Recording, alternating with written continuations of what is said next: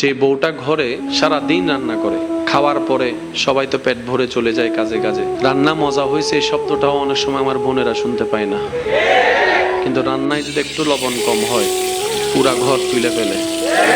আর যদি খাবারে চুল পাইছে,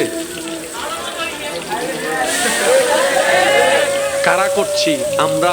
কোন আমরা যারা গত 3 সপ্তাহ 4 সপ্তাহ লাগাতার খেয়েও ভালো খাবার প্রশংসা করি নাই, অথচ সেই আমি যখন রেস্টুরেন্টে যাচ্ছি খাবারেরও প্রশংসা করছি, যিনি এনে দিচ্ছে তাকে আবার কিছু টিপসও দিয়ে দিচ্ছি, আবার সেখানে বসে ফেসবুকে লাইভ করে রিভিউ দিয়ে দিচ্ছি, আবার সেখানে স্টার মার্কও দিয়ে দিচ্ছি, আবার বের হওয়ার সময় বলছি আপনাদের খাবার সেই ইয়াম্মি ইয়াম্মি অনেক জোশ হয়েছে। আর যিনি ঘরের মধ্যে দিন রাতের ঘুম হারাম করে সকালবেলা উঠে যিনি রান্না করছেন, ওনার প্রশংসাটা আমাদের মুখ থেকে বের হয় না। আল্লাহ আমাদেরকে একটু বুঝার তৌফিক দান করুক। আমিন।